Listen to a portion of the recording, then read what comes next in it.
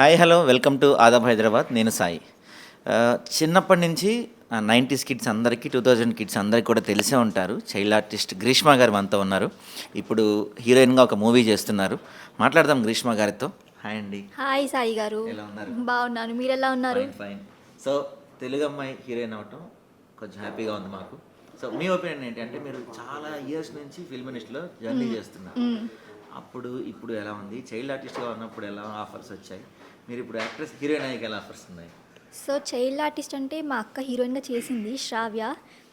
So తను చిన్నప్పుడు మనకి ఆర్య, సందడే సందడిలో చైల్డ్ ఆర్టిస్ట్. నేను తన మూవీ షూటింగ్కి వెళ్ళినప్పుడు నాకు ఫస్ట్ అమ్ములు అనే ఒక మూవీ వచ్చింది, వందే మాత్రం గారు ప్రొడ్యూసర్, అందులో టైటిల్ రోల్ అనమాట. దాని తర్వాత మన మల్లీశ్వరి, మీ అందరికీ అదే తెలుసు మల్లీశ్వరి అని. తర్వాత పంచాక్షరి, ప్రస్థానం, కొంచెం ఇష్టం కొంచెం కష్టం, అందరు హీరోయిన్ చిన్నప్పుడు చేశాను.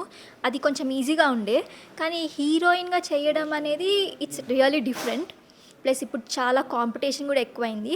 ప్లస్ అందులో మన తెలుగు అమ్మాయికి ఛాన్స్ రావడం కొంచెం కష్టమే. అయినప్పటికీ కూడా టైమ్స్ ఆర్ చేంజింగ్. ఇప్పుడు కొంచెం కొంచెం తెలుగు అమ్మాయిలు ముందుకు వస్తున్నారు, వాళ్ళకు కూడా ఛాన్సెస్ వస్తున్నాయి. సో అలానే మేము కూడా ఒక చిన్న మూవీ స్టార్ట్ చేసాము, అదే రుక్మిణి. అండ్ ఇప్పుడు అది మార్చ్లో అలా రిలీజ్కి రెడీగా ఉంది. మీ అందరూ ఆశీస్సులు, నన్ను మల్లీశ్వరి నుంచి ఎంతో ప్రేమిస్తున్నారు. ఇప్పుడు కూడా మీ ఆశీస్సులు మరియు మీ ప్రేమ నాకు ఎప్పుడు ఉండాలని కోరుకుంటున్నాను. నెక్స్ట్ మూవీస్ ఏమన్నా? యాక్చువల్లీ నేను ఉస్తాద్ భగత్ సింగ్లో ఒక ఇంపార్టెంట్ రోల్ చేస్తున్నాను ఇప్పుడు. అండ్ ఇంకా స్క్రిప్ట్స్ వింటున్నాను. ఏదన్నా మంచిది మన సొసైటీకి యూజ్ అయ్యేది చేద్దామనేసి నేను కూడా చూస్తున్నాను. ఎలా ఉంది పవన్ కళ్యాణ్ గారితో వర్కింగ్? Yeah, it's great. అంటే సార్ చాలా మంచివారు. Like he will not show that stardom.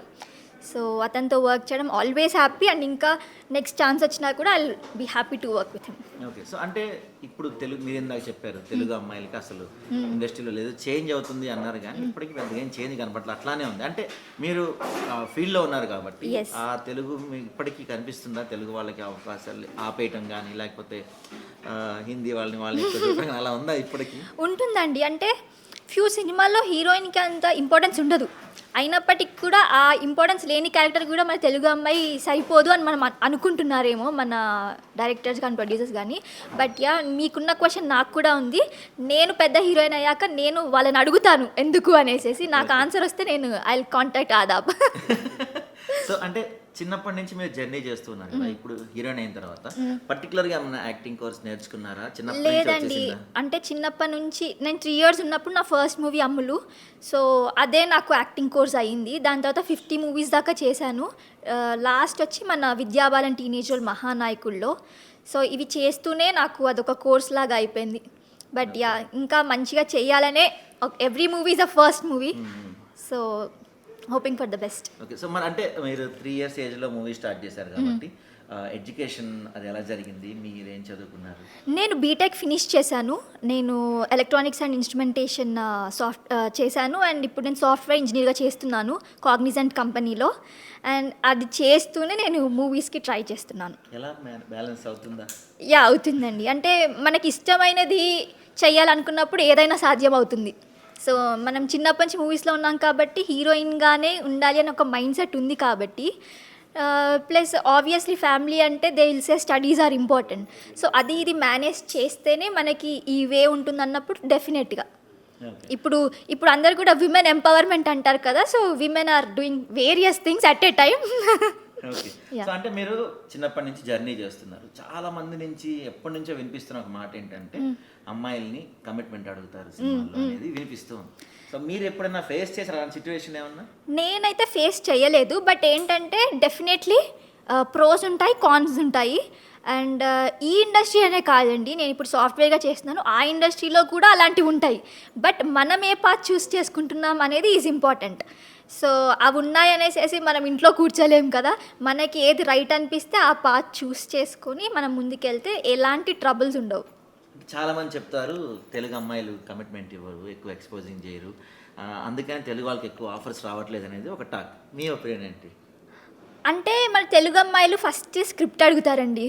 ఆ స్క్రిప్ట్కి నిజంగా అవసరం ఉంటే ఆ exposing only then we will try to do. But వేరే వాళ్ళు వచ్చినప్పుడు they will not listen to script or I don't know. So వాళ్ళు డిఫరెంట్ క్వశ్చన్స్ అడిగారు డైరెక్టర్ని, అలా వాళ్ళకి ఈజీ అవుతుందేమో అంతే. సో అంటే ఫస్ట్ మూవీ హీరోయిన్గా రుక్మిణి అంటే ఎందుకు ఓకే చేశారు ఆ మూవీకి? స్పెసిఫిక్ రీజన్స్ ఏమైనా ఉన్నాయి? లేదు, ఎప్పుడు లవ్ స్టోరీయే లేకపోతే డిఫరెంట్ జానర్లో ట్రై చేద్దామని. నా ఫస్ట్ మూవీ ఒక హారర్ మూవీ అయితే ఎలా ఉంటుందని నేను స్క్రిప్ట్ విన్నాను, ఐ లైక్డ్ ఇట్. సో అలా ముందుకెళ్ళిపోయాం, ఏదో ఒకటి లెట్స్ స్టార్ట్, దెన్ ప్రేక్షకులకు నచ్చితే కంటిన్యూ అవుతామని. Thank you. ఆడియన్స్ ఎందుకు చూడాలి అంటే it's not a normal love story or thriller. Horror అంటే ప్రతి ఒక్కరికి భయం అయిన వాళ్ళకి, భయం లేని వాళ్ళకి కూడా అది చూడాలని ఒక తపన ఉంటుంది. సో ఒక్కసారన్నా మా మూవీని చూడండి. If you like then encourage. Thank you. Please like and subscribe to Adaab Hyderabad. Thank you. And మీరు ఇలానే మన లాంటి వాళ్ళని ఎంకరేజ్ చేస్తూ ఉండాలని కోరుకుంటున్నాను. Definitely. Thank you. Thank you.